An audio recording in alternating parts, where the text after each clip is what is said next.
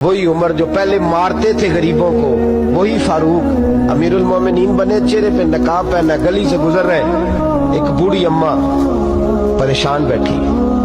उमर रोक गए, गुलाम से कहने लगी बूढ़ी परेशान लगती है, हुजूर पूछ लेते। फरमाया अम्मा अंदर आ जाए। अम्मा कहने लगी जाओ दौड़ो अपना काम करो। कहा तेरी मेहरबानी आने दे। जब जिद की तो कहने लगी आ जाओ। हजरत उमर अंदर गए, नकाब है चेहरे। अम्मा क्यों परेशान हो? कहने लगी उमर से बड़ी शिकायत।